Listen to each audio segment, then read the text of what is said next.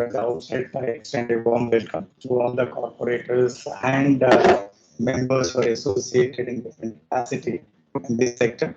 Happy International Cooperation Day. I must also congratulate NCCC for organizing the webinar on convergence and scaling up the cooperative training programs, which was organized in two sessions. Session one, where the states they shared experiences, and the session two, where other institutions we expressed their possibility or highlighted in what ways they could be able to help the cooperative sector. So I think if you see the way things are moving, it's basically sort of a K growth.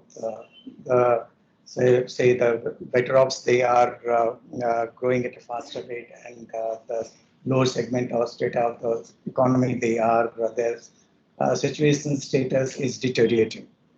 I think many of the panelists, they have highlighted the gap that exists between the demand and supply.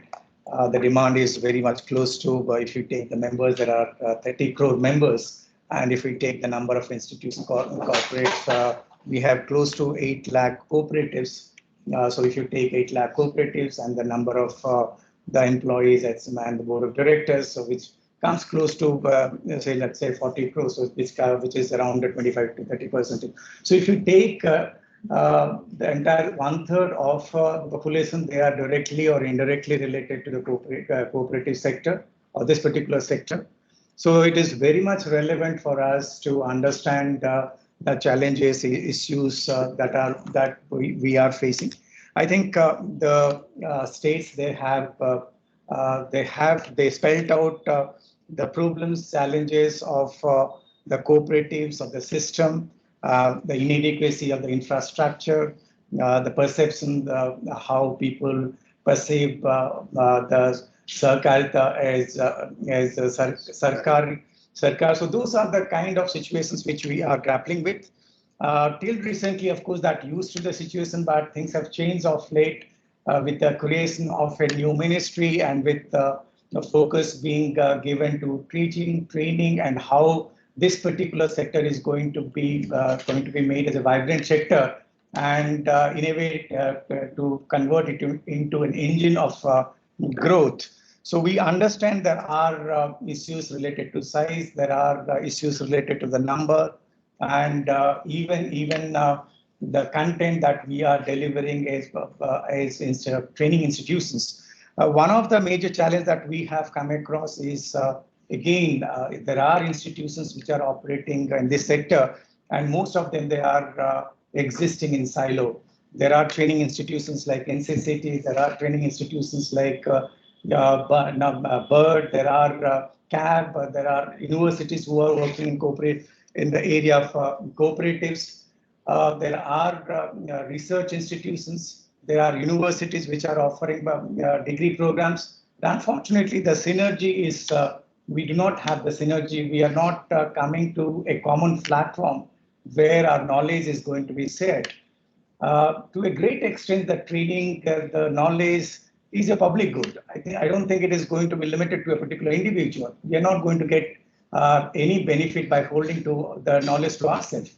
I think now with the with the new ministry and with the new vigor, the way things are moving, I think we are going to move to a stage where not only the training institutions and universities which are operating and delivering the knowledge content is going to effectively and efficiently share their content, findings, and research in a efficient and effective manner, but also it is going to help all those who are directly, indirectly related to the cooperative sector in upskilling and reskilling.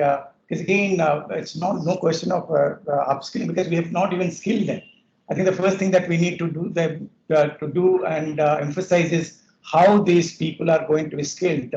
And again, people have highlighted that it's not just using one kind of pedagogy or the age-old pedagogy of just training. We have to even change the pedagogy of the say which involves both online, offline, hybrid, on-job training. Even now, we are many institutions we are practicing how experiential learning, because unless they learn and take it to their respective organizations and see the relevance of the content that was being taught and come back and make changes, that's not going to say stay with them forever. So we have to somehow make these organizations, make this sector not just a vibrant sector, but we have to ensure that it is going to be a sustainable sector as well. Given that kind of competition that we are facing from the say corporate world, and if you want to make it a 5 trillion economy, and if you want to make it a economy where the say farmers' income is going to be doubled, where we want to highlight or emphasize on empowerment, employability of the youth, bringing the youth to the mainstream, particularly the cooperative, because again, somebody highlighted the how people, the youth is not getting associated or being sort of aligning themselves with the cooperative, which is a movement, I think, which we have to sustain, and we have to, unless they are involved, unless they're motivated and made part of the cooperative movement, the movement is not going to sustain. So we have to make sincere effort to create awareness, generate awareness, so that they feel not only motivated but also feel belonging to this particular sector. And as training institutions and organizations, we have to offer various short-term programs, training programs, diplomas, so that the appropriate skill set is going to be imparted to these people, starting from the board of directors to the ordinary members of the cooperatives. Because unless they know their entitlements, unless they know how the cooperatives are functions, is rightly again pointed out by how the cybersecurity, the scams, and unless they know the basic accounting, the taxes and policy of the government, it would be very difficult for them to understand and to survive. I must thank all the other institutions who extended the support, and in different manner how they can collaborate with the training institutions that are existing in the cooperative world. I'm sure there is a lot of space and opportunities that we can explore together and make this particular sector of the movement not only stronger, but also going to be more contributing more to the gross value addition of the country.